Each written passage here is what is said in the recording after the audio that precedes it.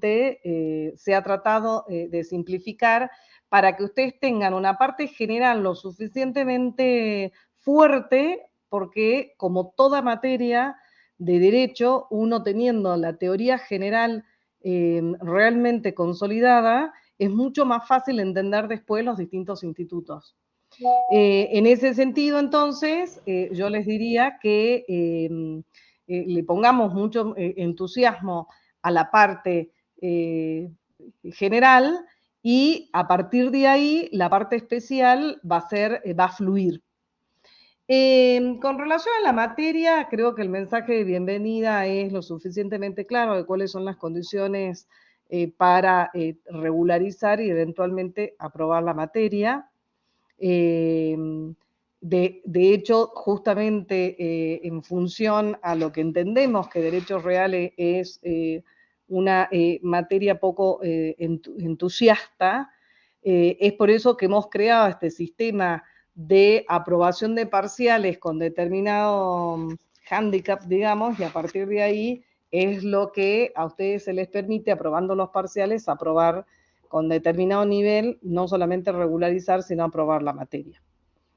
La materia en sí, si yo les tuviese que recomendar una bibliografía, las materias codificadas, principalmente en lo personal, entiendo que las materias codificadas se estudian de los códigos. Sobre todo un código civil y comercial, que es un código bastante ameno, es un código de fácil lectura, muy bien metodológicamente, muy bien. Sí, señorita Ponce, a mí me dijeron que se escucha bien, cualquier cosa me avisan si no se estaría escuchando. La materia del código es fácil de llevar, es fácil de estudiar, y por eso mismo dentro de la bibliografía se ha previsto, no solo se le ha recomendado la lectura de los doctrinarios que son clásicos en la temática de materias reales, sino también se les ha recomendado los códigos comentados. Hay un código comentado que es el código civil y comercial de Infojust, que está comentado por Marcela Herrera, Sebastián Picasso, que es un camarista nacional de una cámara civil, y Carmelo, ¿cómo se llama? Y Caramelo, que ellos son los que comentan todo el Código Civil y Comercial de la Nación completo, cada uno obviamente en su métier, en lo que ellos tienen su especialidad. Entonces, ustedes ponen, por ejemplo, googlean y ponen Código Civil y Comercial de la Nación comentados, el tomo 5, si bien Reales es el libro cuarto en el Código Civil y Comentado, vendría a referirse al tomo 5, no coincide el libro del Código con el tomo del tratado, del Código Comentado. Y este código comentado son juristas de primer nivel, es un código de acceso libre y gratuito para cualquier persona, y de hecho fue un encargo que le hizo el Estado Nacional a estos tres doctrinarios cuando se dictó el Código Civil y Comercial de la Nación unificado en el 2015. Esto les sirve, en lo personal, entiendo yo que les sirve para cualquier materia que esté dentro del Código Civil y Comercial. Si no lo conocen a esta altura, a este Código Civil, yo se los recomiendo, no solamente para lectura, sino el día de mañana como profesionales. Es un libro de referencia respecto al Código Civil y Comercial muy, muy buena, de muy, muy buen nivel. Y si no, después tenemos códigos civiles y comerciales, como puede ser el de Alterini, como puede ser el de Hammurabi, el Código Civil de Hammurabi, que en la parte reales está comentada por Corsari.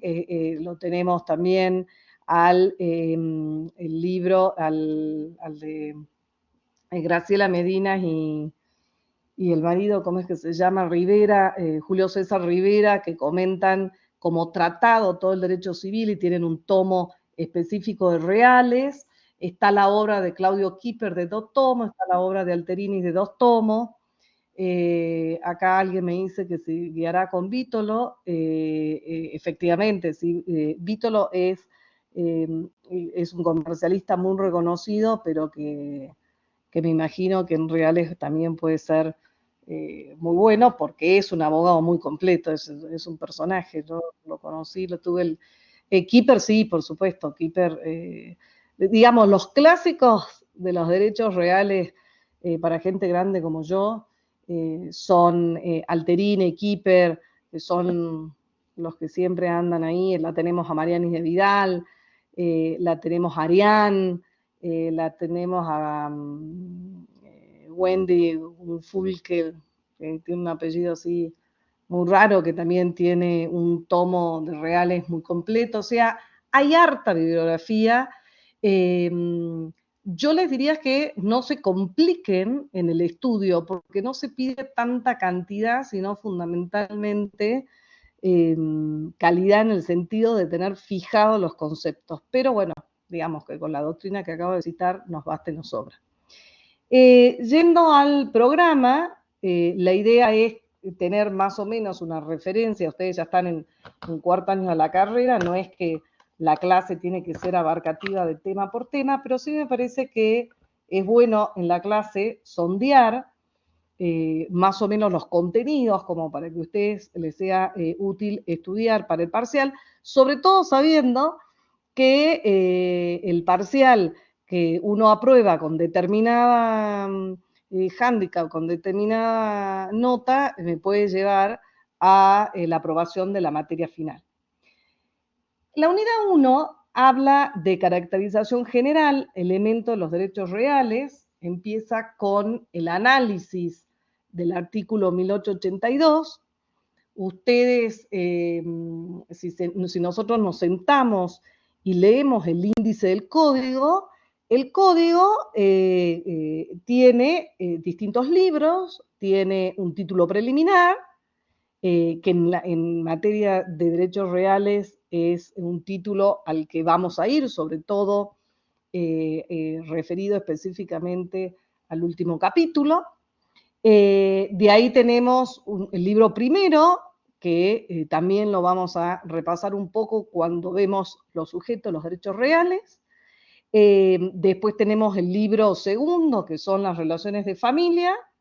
Después tenemos un libro tercero, que son los derechos personales, es decir, que empezamos a partir del libro tercero del Código a hablar de los derechos patrimoniales. En el libro primero, si ustedes recuerdan, cuando estudiaron Derecho Civil y Obligaciones, lo que conocieron del libro primero, además de la capacidad, vieron temas como la teoría del acto jurídico, que algo de eso vamos a repasar hoy. Además, vieron el patrimonio, vieron las cosas y la definición de las cosas, los bienes. Después, entonces, cuando llegamos a los derechos personales, estamos claramente a partir del libro tercero del Código refiriéndonos al patrimonio. Empezamos con la clásica distinción dentro de los derechos patrimoniales, de los derechos personales en el libro tercero, y llegamos finalmente al libro cuarto, que es el otro contenido de los derechos patrimoniales, que son los derechos reales. Y ustedes recordarán que cuando hablábamos y distinguíamos los derechos patrimoniales en derechos reales y derechos personales y derechos reales, hablábamos que los derechos reales eran específicamente una relación dual. ¿Y se acuerdan por qué era una relación dual? Que a diferencia de los derechos reales, es una relación que no es dual, porque si yo me refiero a dual en los derechos reales, ¿hay alguien que se acuerda a qué me puedo estar refiriendo? ¿Alguno de los alumnos que me escuchó Hola, también? profe. Buenas. Hola.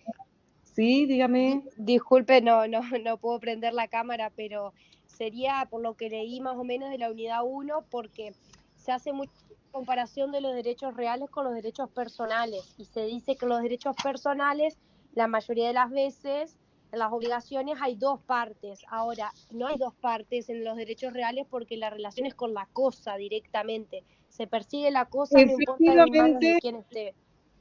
efectivamente es exactamente eso. La relación es dual porque tiene solamente dos elementos. Es decir, el sujeto y la cosa tiene dos elementos en la relación.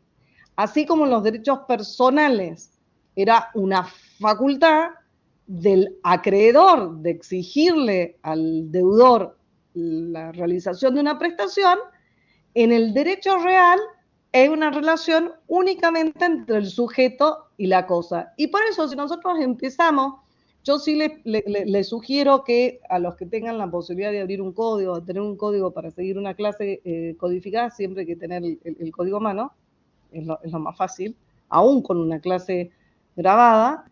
Si nosotros nos vamos a 1882, porque el programa empieza por el 1882, el programa les dice régimen de los derechos reales, análisis del 1882. Entonces, si yo me voy al 882, que dice concepto, yo tengo el código acá, dice, el derecho real es el poder jurídico. Es decir, que de entrada me está diciendo el derecho real es un poder jurídico de estructura legal que se ejerce directamente sobre su objeto, en forma autónoma y que atribuye a su titular las facultades de persecución y preferencia y las demás previstas en este artículo. Es decir, acá me está diciendo que se ejerce directamente sobre su objeto. Es decir, el sujeto tiene un poder jurídico para ejercer directamente sobre un objeto las facultades de persecución de preferencia y dice, y las demás previstas en este código. Entonces, lo primero que nosotros decimos es, perfecto, entonces los derechos reales, lo primero yo lo ubico en la categoría de los derechos patrimoniales, pero hay una categoría previa a los derechos patrimoniales que son los derechos subjetivos. Los derechos subjetivos son aquellos derechos que otorgan a el sujeto una facultad subjetiva de realización de un derecho. Y esos derechos subjetivos pueden ser los derechos reales, los derechos personales, pueden ser derechos patrimoniales, pueden ser derechos extrapatrimoniales, etc. ¿Dónde encontramos nosotros los derechos subjetivos en nuestro código? Y si nos vamos al código, yo en este caso lo tengo cargado al Código Civil en el celular y me voy al título preliminar, y por eso os decía que en el título preliminar nosotros íbamos a encontrar, nosotros vamos a tener el último capítulo que dice derechos y bienes y dice las personas en titularidad de derecho, el artículo 15, son titulares de los derechos individuales sobre bienes que integran su patrimonio conforme a lo que se establece en este código. Entonces nosotros estamos ubicando los derechos individuales. Junto con esos derechos individuales, nosotros tenemos que las personas también tienen derechos colectivos. Entonces, nosotros decimos los derechos reales como concepto, el concepto lo tenemos en el 1882. No necesitamos recoger otro concepto de la doctrina, porque es absolutamente claro. Entonces yo le digo a ustedes, ¿qué es el derecho real? Y así como los derechos personales, yo lo defino como una facultad de un sujeto llamado acreedor para exigirle a otro sujeto llamado deudor la realización de una conducta que se llama prestación, ustedes me van a decir, y el derecho real es un poder jurídico que se ejerce directamente sobre un objeto. ¿Mm? Eso sería la definición, básicamente, de derecho real. Después sí, vamos a decir, pero ¿por qué la definición dice estructura legal? Y bueno, eso va a ser lo que me va a responder a la parte del programa que dice régimen de los derechos reales y orden público.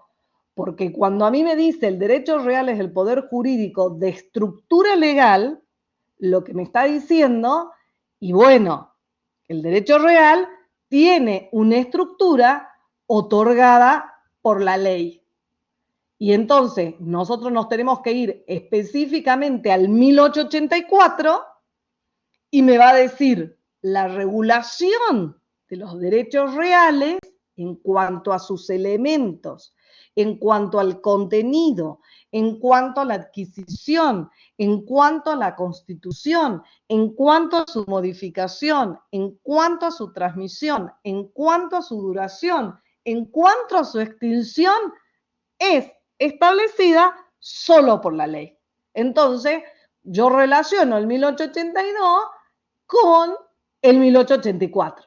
Y ahí tengo el régimen que me explica el régimen de los derechos reales, el régimen que me pide el programa. El programa me dice régimen de los derechos reales. Entonces yo tengo que decir, y bueno, el régimen de los derechos reales no es el de los derechos personales que están librados a la imaginación y a la voluntad de las partes. En el caso de los derechos reales, el régimen es que es de estructura legal. Y ustedes cuando me dicen, ¿y qué significa que es de estructura legal? Y yo les voy a contestar, significa que de acuerdo al 1884, la regulación de los derechos reales referida a sus elementos, contenido, modificación, transmisión, extinción, duración, solo lo establece la ley.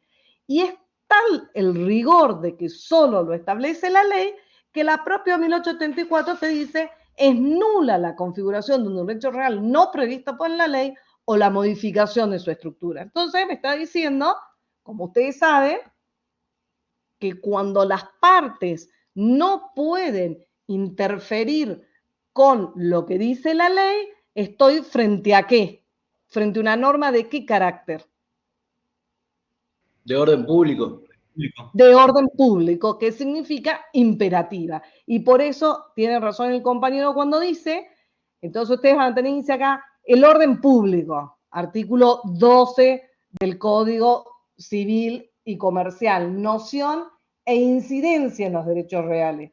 Entonces, ustedes se van al artículo 12 y el artículo dice fraude a la ley. Las convenciones particulares no pueden dejar sin efecto las leyes en cuya observancia está interesado el orden público. Es decir, los particulares no pueden modificar el régimen de los derechos reales porque desde el 1882 y desde el 1884 el legislador está diciendo acá, señores, la normativa es de orden público y por ende las normas son imperativas.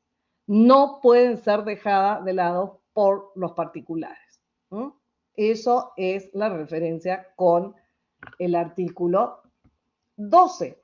Esto nos lleva a que cuando el programa les dice a ustedes creación legal, tipicidad y números clausus, responde exactamente a esa misma idea. ¿Qué significa? Tipicidad legal significa, cuando nosotros decimos el 1882 es un poder jurídico, no es cualquier poder jurídico, es un poder jurídico de estructura legal. ¿Qué significa de estructura legal? Lo que dice el 1884, que todo lo referido a sus elementos, contenidos, adquisición, modificación, transmisión, duración, extinción, lo fija el legislador. No puede ser modificado y cualquier modificación es nula.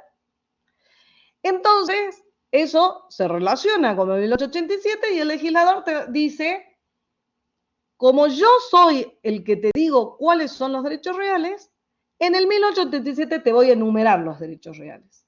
Y te voy a decir, son derechos reales en este código, y el 1887 es un número clausus. ¿Qué significa un número clausus? Un número cerrado. ¿Por qué es un número cerrado? Les pregunto yo a ustedes, y por lo que acabamos de decir. Porque el derecho real es un poder jurídico de estructura legal.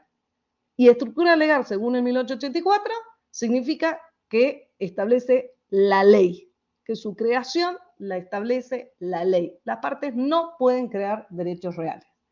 Esta es una decisión que toma el legislador argentino desde Vélez Sarsfield, cuando Vélez Sarsfield revisa la legislación española, los españoles, a diferencia de nosotros, tienen los derechos reales, son como los derechos personales. Las partes pueden crear tantos derechos reales como imaginación tengan. Vélez considera que eso ha generado un enorme conflicto, litigiosidad, y dice, no, no, no. Los derechos reales que involucran sobre todo el derecho real de propiedad es demasiado importante para la circulación de la riqueza y por lo tanto considero que no puede estar sujeto a la imaginación y voluntad de los particulares. Me parece que lo mejor es que sea un número cerrado, generar cuáles son los derechos reales más importantes y los cerramos. Y estos son los derechos que se crean, estos van a estar perfectamente identificados y regulados en su funcionamiento, y expresamente es una opción que hace el legislador respecto a nuestro derecho real. Hasta acá tenemos alguna pregunta. Bien. El mismo 1882 nos dice, es un poder jurídico, estructura legal ya lo vimos, que se ejerce directamente sobre sus objetos, lo dijo excelentemente su compañera, cuando dijo, a diferencia de los derechos reales, ese poder jurídico yo no lo ejerzo respecto de otro sujeto, mediante no un poder, sino mediante una facultad, sino que acá yo lo ejerzo directamente sobre la cosa. Y entonces el 1882 te dice, es ese poder jurídico atribuye al titular, porque en los derechos reales, cuando nosotros nos referimos al elemento sujeto, al sujeto que titular, al titular del derecho real, se le llama titular.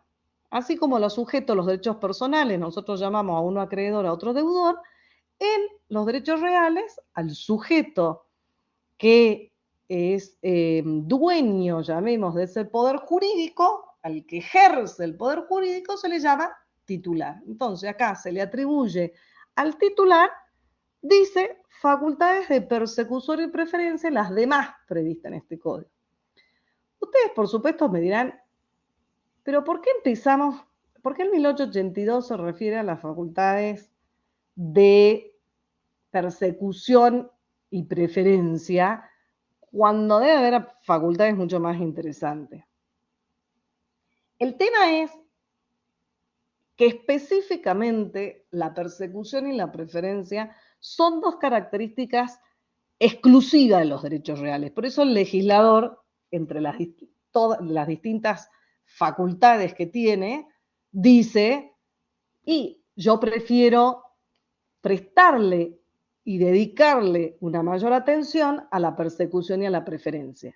Y en 1886 dice, el derecho real atribuye a su titular la facultad de perseguir la cosa en poder de quien se encuentra, es decir, yo puedo, ¿qué significó perseguir la cosa?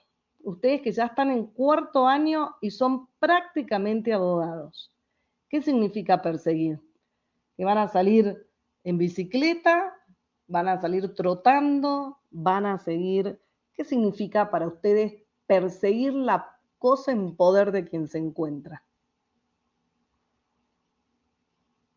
Que se puede reclamar su restitución.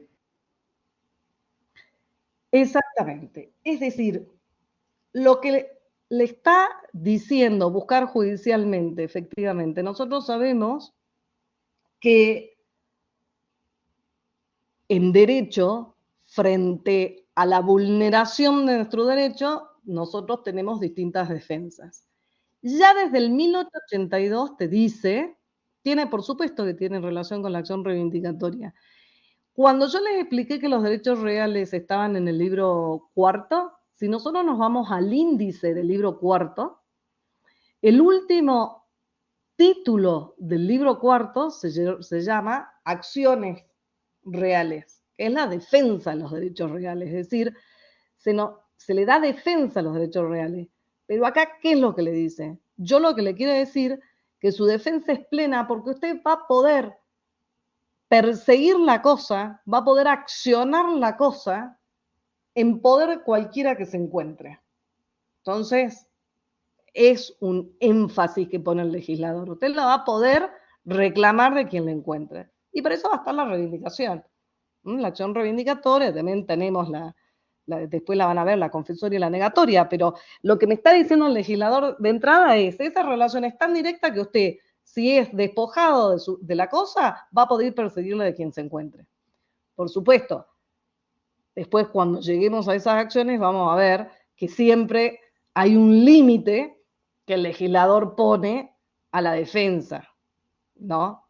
Pero en términos generales una defensa bastante fuerte y bastante amplia. Y el 1866 no solamente me dice, usted va a poder perseguir la cosa de cualquiera que lo encuentre, sino que va a tener un derecho preferente. ¿Y preferente a qué? Nos dice el 1886. Y dice, y de hacer valer su preferencia con respecto a otro derecho real o personal que haya obtenido oponibilidad posteriormente. Es decir, si yo tengo dos compraventas sucesivas, básicamente un estafador vende dos veces una cosa, yo tengo una preferencia por haberla adquirido primero. Si la persona, si yo tengo un derecho de hipoteca, y somos dos acreedores hipotecarios, yo voy a tener una preferencia respecto, la primera hipoteca va a tener una preferencia respecto de la segunda hipoteca. Rige el principio prio in tempore, prio in iure. Entonces, estas dos características son propias de esa relación directa. Por eso se dice que estas dos facultades de persecución y preferencia, el legislador los define no solo en el concepto del 1882, sino que los vuelve a definir en 1886 porque hacen a la esencia del derecho real. Usted tiene un poder jurídico tan directo sobre la cosa que la puede perseguir de quien se encuentra en poder de quien se encuentra en la cosa y va a tener un derecho preferente respecto de cualquier otro derecho real que se constituya con posterioridad al suyo. Un solo adelanto, por ejemplo. Cuando yo les decía, era un comentario capcioso, cuando yo les decía a ustedes, acá va a haber, ustedes van a salir trotando, ustedes van a salir en bicicleta, en los derechos reales es el único derecho patrimonial que reconoce en su acción defensiva la legítima defensa, como una acción extrajudicial. Tiene sus características, sus avatares, y ustedes lo van a ver. Eso, los hechos reales son aburridos, pero de vez en cuando tienen alguna picardía que dice, mirá vos, yo que pensé, a mí que me gusta tanto el derecho penal, porque todos estudiamos derecho, todos queremos ser penalistas o constitucionalistas, ¿no? Porque el derecho penal es así como más hollywoodense. Entonces nosotros con eso ya tenemos casi desarrollada la mitad de la bolilla. Y por eso le digo que solo leyendo, yo tengo acá mi Código Civil, solo leyendo el Código Civil hemos podido desarrollar todos los primeros puntos de la bolilla. La misma unidad 1, que dice primero régimen de los derechos reales, que lo acabamos de ver, tiene 3 puntos más. Y dice sujeto, punto 2, sujeto, punto 3, objeto, punto 4, causa. ¿Qué significa? La misma bolilla se está refiriendo a los 3 elementos de los derechos reales. Cuando empieza con sujeto, nos vamos al artículo 15 que acabamos de leer, diciendo que el sujeto es la persona que es titular de los derechos individuales. Entonces nos vamos al título preliminar, nos vamos al artículo 15, dice titularidad de los derechos, las personas son titulares de los derechos individuales. Entonces, cuando nosotros hablamos de titularidad de derechos, nos estamos refiriendo a qué capacidad. ¿A la capacidad de derecho o a la capacidad de hecho? De derecho. De derecho, sí. No, estamos hablando de la capacidad de derecho. Entonces, el artículo 15 te dice, el artículo 15 del Código, las personas son titulares de los derechos individuales sobre bienes que integran su patrimonio. Nosotros decimos, perfecto, son titulares. El artículo 15 se está refiriendo a una capacidad de derecho. Cuando el artículo 15 me dice personas, ¿me está distinguiendo entre personas físicas y personas jurídicas? No. No. Bien, entonces, ¿qué es lo que quiere decir? Lo que me quiere decir es las personas, sean físicas o jurídicas, son titulares los derechos individuales sobre los bienes que integran su patrimonio. Básicamente, me está diciendo, ¿sabes qué? Las personas físicas o jurídicas pueden tener capacidad de derecho para ser titulares de derechos reales. Esto puede, el 15 puede referirse en derechos individuales tanto a reales como a personales, pero nosotros como estamos en la materia de derechos reales tenemos que leer derechos reales. Las personas físicas o jurídicas, como me dice genéricamente, me está diciendo los sujetos. ¿Qué sujeto? Las personas. No me distingue. No me excluye. Al no distinguir, no me excluye. Hay una expresión que hace la jurisprudencia a los jueces que a veces nos excedemos en las interpretaciones, nos dice, no hagan interpretaciones donde la ley no la hizo. Bueno, este sería el caso. Si el artículo 15 me dice las personas son titulares de los derechos individuales sobre bienes que integran su patrimonio conforme a lo que se establece en este código, usted no haga distinciones. Persona se refiere a todos los sujetos. Entonces, si nosotros nos vamos al código, dice el sujeto titular de derechos reales, el artículo 15, ustedes me tienen que decir, de acuerdo al artículo 15, las personas físicas o jurídicas pueden perfectamente ser titulares de derechos de los bienes que integran su patrimonio. Sí, dígame, ¿quién levantó la mano? Yo, profesora, excepto de los de uso y habitación de las personas jurídicas, es la Bueno, excepción, ¿no es cierto? ahora efectivamente. Después, cuando nosotros nos vamos directamente a los tipos de cada uno de derechos, vamos a decir, no, usted como persona jurídica no es idónea para ser titular de este derecho, no tiene capacidad de derecho porque ese es un tipo de derecho que se adecúa específicamente para las personas físicas. Efectivamente. Después ya en cada derecho en particular, de la misma manera que cuando se regulan las capacidades de derecho, por ejemplo, yo como que me desempeño como jueza, no tengo la capacidad de derecho para ser titular, para adquirir un derecho real de propiedad respecto de los bienes que son objeto de un litigio que tramita por ante mi juzgado, por ejemplo. Entonces ahí ya me alcanzan las incapacidades de derecho.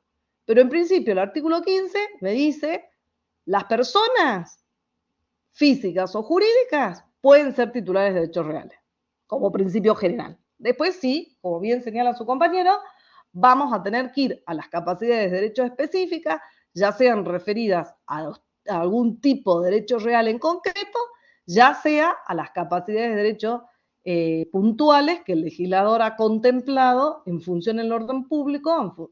Ustedes saben que solamente existen incapacidades de derechos relativas. Es decir, no existe el incapaz de derecho absoluto, si no estaríamos en el supuesto del muerto civil, como sería el esclavo, por ejemplo. No puede haber una persona que no sea titular de ningún derecho. Entonces, sí existen las personas que no pueden ser titular de algunos derechos por razones de orden público, donde entramos en el supuesto de incapacidad de derecho, como sería, por ejemplo, que las personas jurídicas sean titulares del derecho de uso, como bien señaló su compañero. Entonces, Entonces, dice el segundo punto, capacidad para ser titulares de derechos reales. Y me manda el artículo 22 del Código Civil y Comercial. ¿Ustedes se acuerdan qué es el artículo 22 del Código Civil y Comercial? Capacidad de derecho. No, el artículo 22 es al revés, es la capacidad de hecho. Es nuestro esquema ya en el artículo 22, nuestro esquema no de titularidad como me mandaba el artículo 15, sino que es la capacidad de ejercicio. Entonces, si nosotros nos vamos al artículo 22, que es la capacidad de ejercicio, vamos a estar en el supuesto que ustedes ya lo habrán estudiado, no lo vamos lo vamos a repasar. Artículo 22, acá Belén nos señala capacidad. No, es capacidad de hecho, pero también es la incapacidad de hecho. Ustedes van a la segunda. Esperen en 3 segundos. Tengo que. Pulguita, anda para acá, por favor.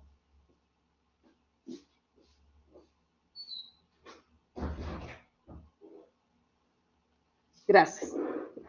Bien, entonces, como estamos diciendo, nosotros nos tenemos que referir a la incapacidad, como nos señalaba Belén. Belén, ¿me podés mandar el artículo 22 de nuevo?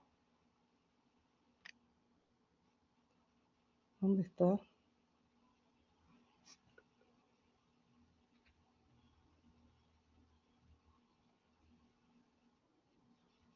Gracias.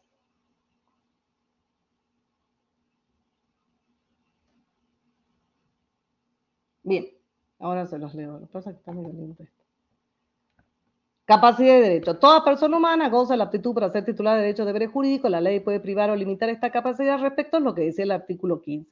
El artículo 23, que es el que nos tenemos que señalar, que es la capacidad de ejercicio. No solo el artículo 15 con el 22, disculpen, es la capacidad de derecho, lo que ya vimos, que puede estar limitada a mí como juez, puede estar limitada de acuerdo a la tipología del derecho. Pero junto con la capacidad de titularidad, lo que nosotros tenemos que ver es la capacidad de ejercicio, la segunda capacidad, el segundo análisis de capacidad, que de acuerdo a nuestro nuevo esquema de incapacidad, nosotros vamos a tener que la incapacidad de ejercicio puede ser absoluta o relativa, en donde ya hoy lo que se establece es un esquema progresivo. Entonces, nosotros vamos a tener, son incapaces de ejercicio las personas por nacer, que es una incapacidad de ejercicio absoluta, la persona que no cuenta con la edad y grado de madurez suficiente, con el alcance que se establece en el propio código, y la de persona declarada incapaz con sentencia judicial y de acuerdo a la extensión que establezca la ley. Y después vamos a tener el artículo 24, que lo que nos va a decir es el artículo 25, que lo que nos va a decir es la restricción de capacidad. Me va a decir, usted tiene el artículo 24, que son todas esas personas que no hay discusión que pueden ser titulares, pero que no van a poder ejercer por sí mismos, y después vamos a tener un supuesto de restricción de capacidad, y en esos supuestos de restricción de capacidad, la regla va a ser que toda persona sea capaz y que los jueces establezcan la restricción en función a los problemas que presente la persona. Y en la sentencia en que establezca la restricción de capacidad, el juez va a advertir a terceros y va a decir a terceros, si usted celebra un acto con una persona de restricción de capacidad sin considerar los términos de la sentencia de restricción, es decir, por ejemplo, la sentencia de restricción, en el punto que nos atañe, podría decirle, esta persona no puede realizar actos de disposición y por lo tanto, para realizar actos de disposición necesita sí o sí completar su firma con la de su apoyo personal. Si no aparece el apoyo personal, el acto de disposición va a ser nulo. Entonces, nosotros vemos que el esquema que básicamente plantea en la titularidad de los derechos reales el programa es el esquema general que refiere a todos los derechos en general. Es decir, los sujetos están regulados por... Vamos a tener acá, discúlpenme que no veo nada. La capacidad para ser titular, los supuestos de incapacidad de personas humanas y personas jurídicas, y después está el supuesto de cotitularidad de derechos reales. Al programa le estaría faltando, que ahora lo voy a hacer corregir expresamente, la incapacidad de ejercicio, pero que es importante, tan importante como la capacidad de derecho, porque la capacidad de ejercicio sí, dígame. Sí, profesora, le consulto con respecto a, porque estuve leyendo para saber si profundizar en eso, ¿no? Con respecto a la ley 26737 que habla sobre el régimen de la protección del dominio nacional sobre la propiedad y esto que tiene que ver con esta incapacidad. Si profundizamos o leemos o no tanto eso, esa parte. Mire, en términos generales, el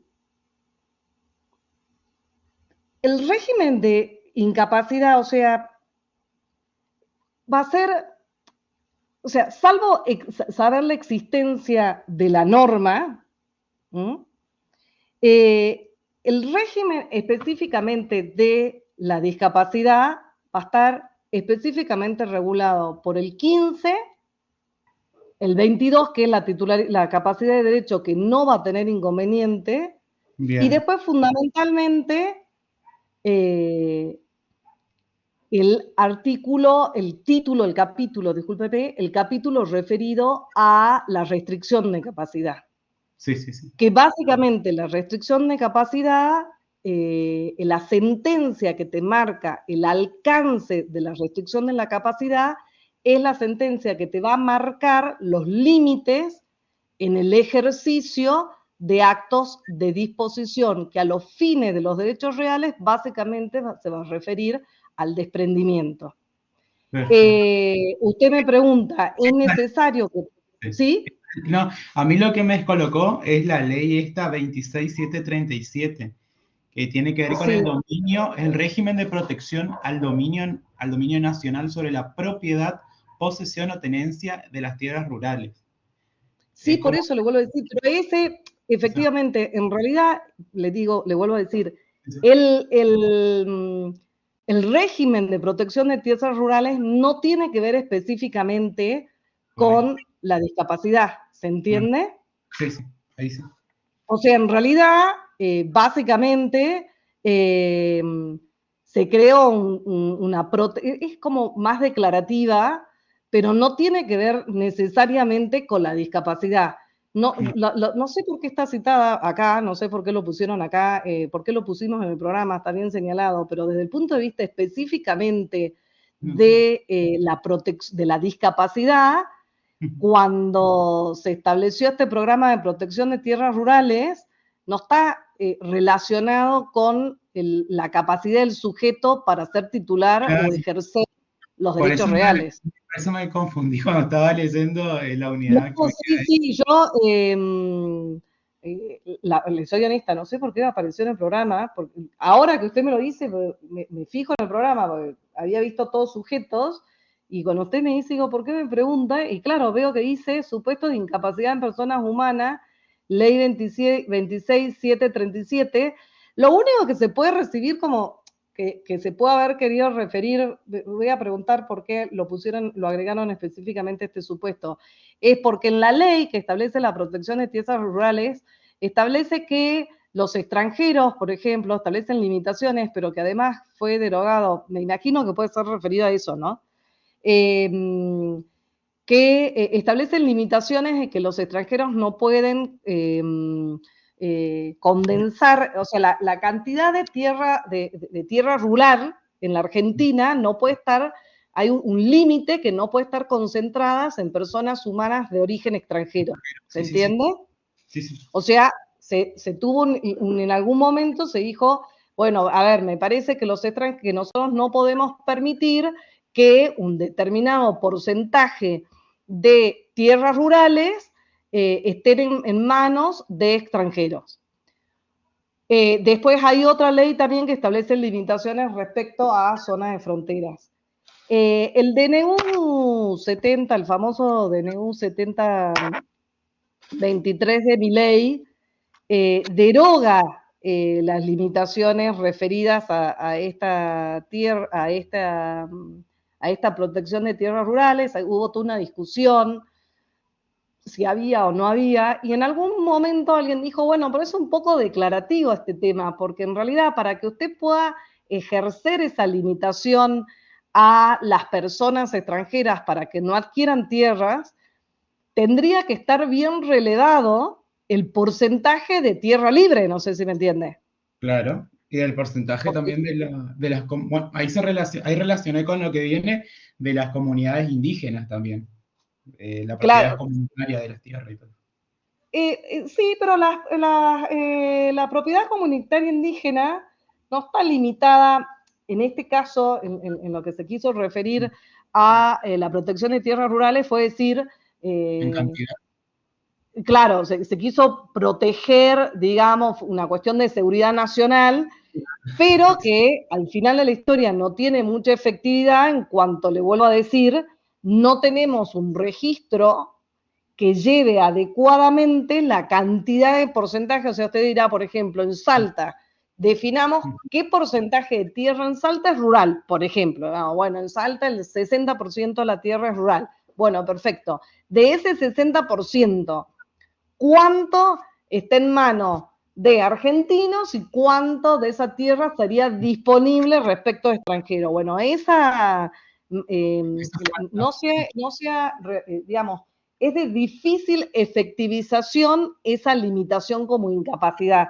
Este debe haber sido Entiendo. Facundo, que le encanta poner estas cosas súper físicas, pero No, pero está está bien, bueno, sí. es una incapacidad, está bueno, por eso le voy a decir, es una incapacidad y puede ser que se refiera a eso, pero en realidad, en este caso sería una incapacidad de derecho, porque el extranjero no podría ser titular de tierras rurales en la medida que exceda el límite impuesto por la misma norma. Límite que, como le vuelvo a decir, como no se lleva un registro que puede establecer cuánto es el límite, en los hechos o en la práctica es de difícil realización la idea de la ley.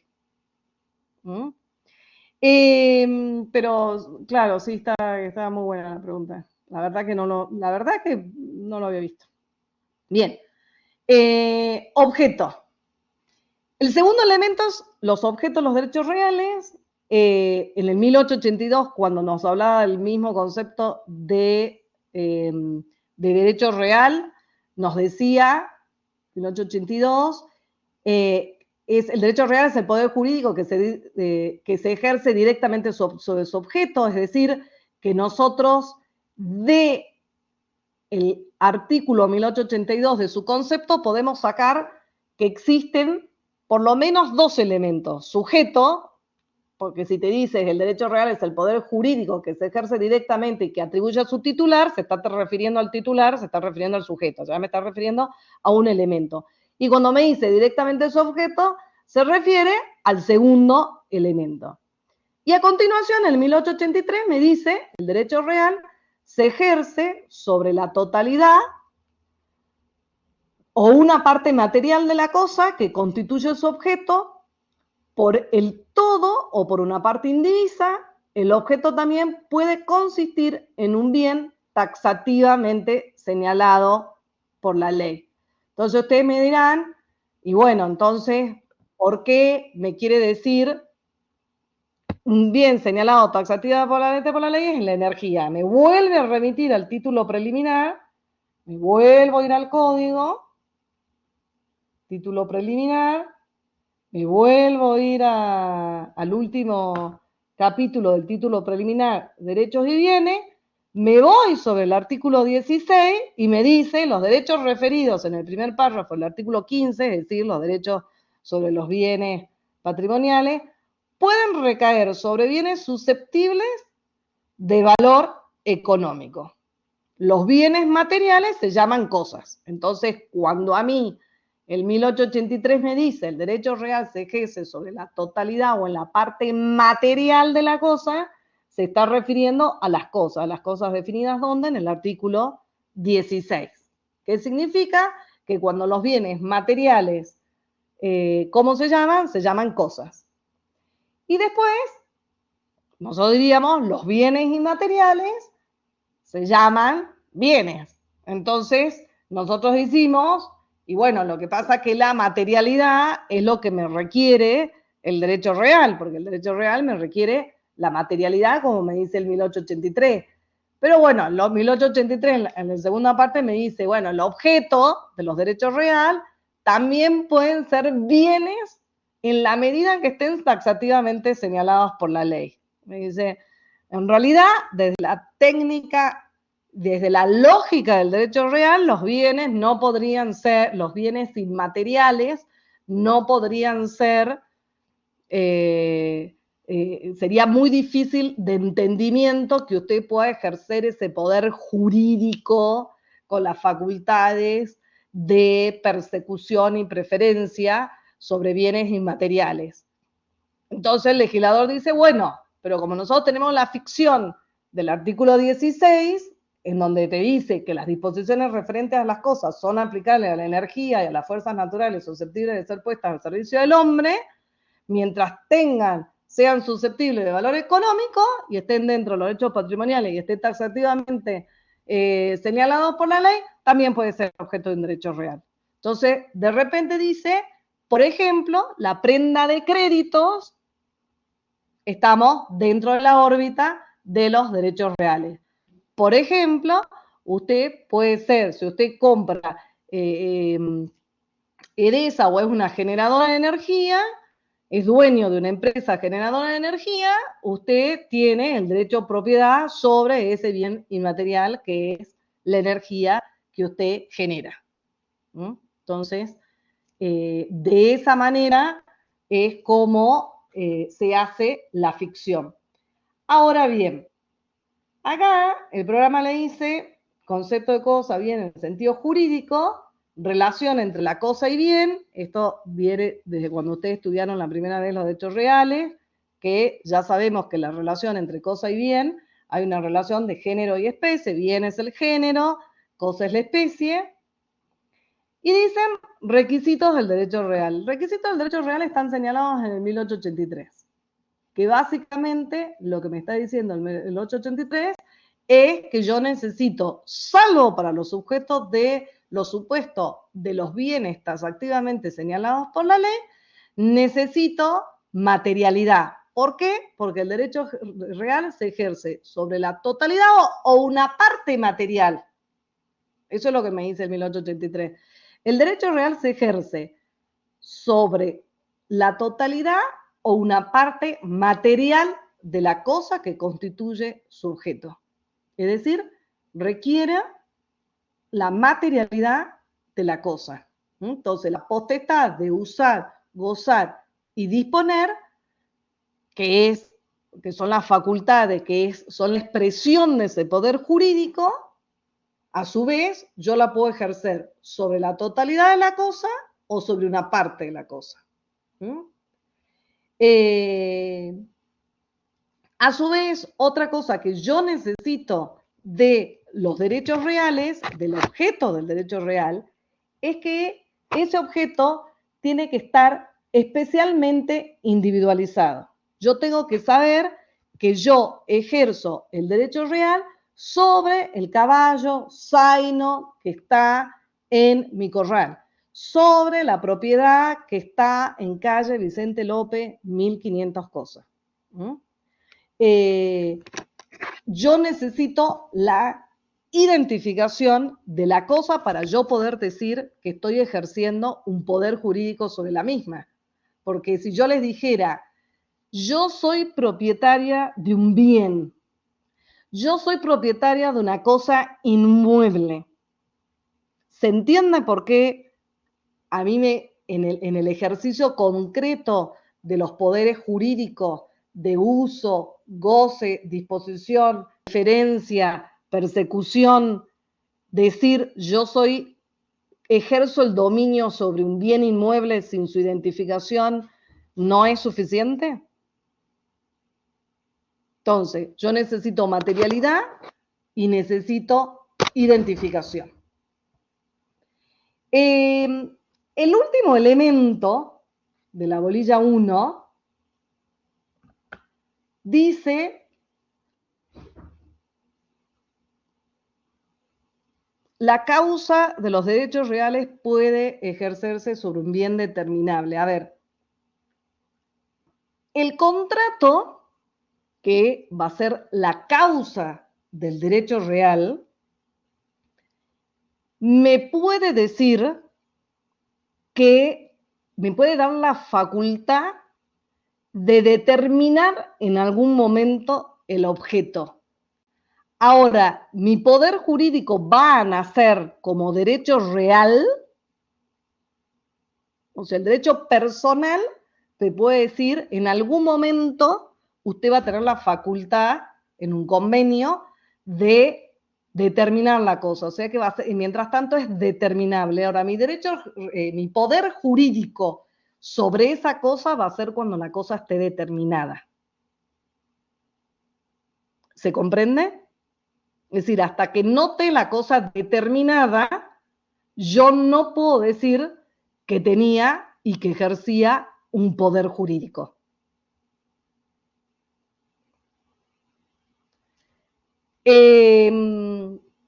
Bien, en el concepto, el último elemento, que es el concepto de causa, y que parece tan cortito ese punto 4 dentro del programa, en realidad es la puerta que me abre a toda la unidad 2. ¿Por qué? Porque en el caso de los derechos reales, cuando nosotros hablamos de causa como elemento de los derechos reales, nos hablamos de causa fuente. ¿Qué significa? Aquello que origina los derechos reales. Si nosotros nos vamos a lo que le da origen a los derechos reales, si nosotros nos vamos a el artículo, entonces ahora, cuando yo hace un rato les decía que los derechos reales nos hacía repasar por distintos libros, les decía que los derechos reales nos hacía ir, por ejemplo, a la teoría de los hechos y los actos jurídicos. Si yo me voy a la teoría de los hechos y los actos jurídicos, yo voy a tener el hecho jurídico, es el acontecimiento que conforme al ordenamiento jurídico produce el nacimiento, modificación o extinción de relaciones o situaciones jurídicas. Entonces yo voy a tener hechos jurídicos reales. Te voy a decir, ay, pero ¿qué hecho jurídico real puede haber sido la causa del derecho real? Y entonces, cuando veamos en la bolilla 2 los modos de adquisición de los derechos reales, yo le voy a explicar que hay algunos hechos jurídicos que son causa fuente de un derecho real. Y después vamos a tener el 259, que es el acto jurídico. El acto jurídico, el acto voluntario lícito, y dice que tiene por fin inmediato la adquisición, modificación o extinción de relaciones jurídicas patrimoniales, en este caso. Entonces ustedes me dirán, ¿qué tiene que ver este acto jurídico con los derechos reales? Y porque a partir de este 259, espérenme 3 segundos, se me está acabando la batería, nuestro Código Civil va a decir, yo necesito identificar el acto jurídico que funciona como causa fuente del derecho real.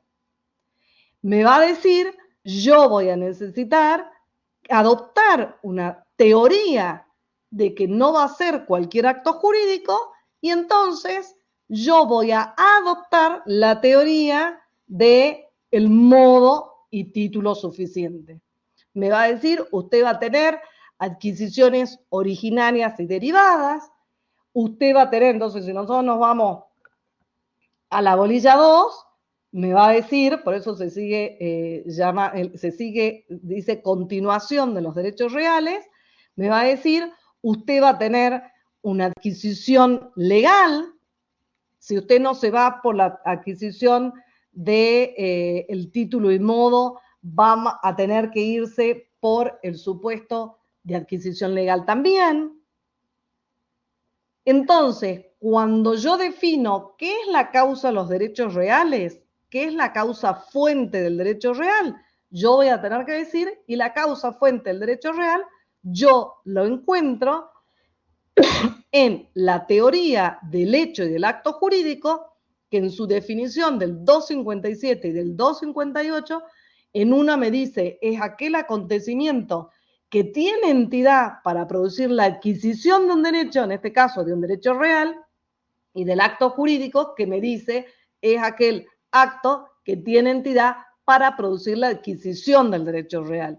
Entonces, cuando yo busco el hecho o cuando yo busco el acto, me voy a los supuestos de adquisición legal, adquisición en función a la teoría del título y el modo, y me voy a las adquisiciones originarias y derivadas, que eso sería la bolilla 2. Creería que para nuestra primera clase es más que suficiente. Yo les vuelvo a programar una clase para la bolilla 2, la clase de adquisiciones, que es la bolilla 2.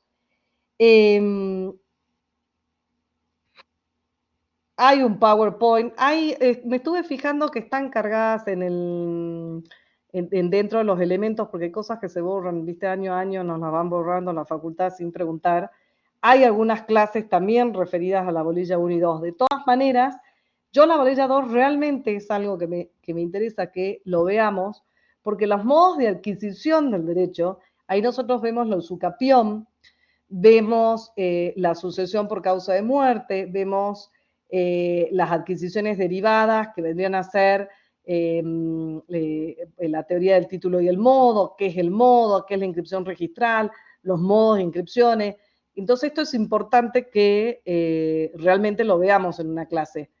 Yo en el transcurso de esta semana le fijo la clase día y hora para que veamos la unidad 2. La unidad 1 la tenemos prácticamente desarrollada, creo que está totalmente desarrollada.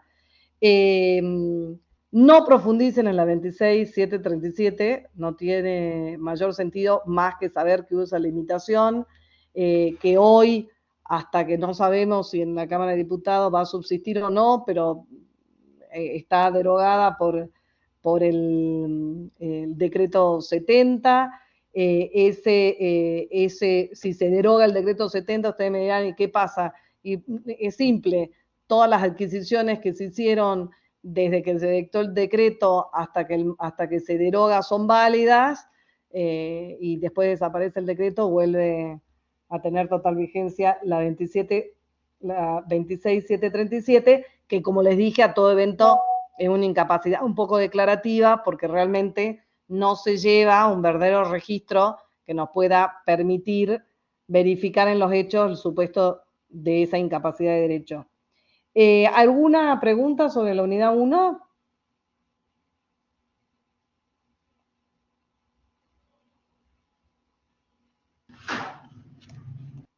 Estimadísima. No, profe, gracias. Por acá, bien. Bueno, entonces, bueno, cualquier cosa, nos volvemos cuando empecemos la unidad 2, y si a alguien le genera alguna duda me avisa. Nos estamos viendo, buena semana. Hasta luego, buenas noches. Muchas gracias. Gracias, profe. Muchas gracias. Gracias, profe. Nos vemos. Adiós, hasta luego, un gusto.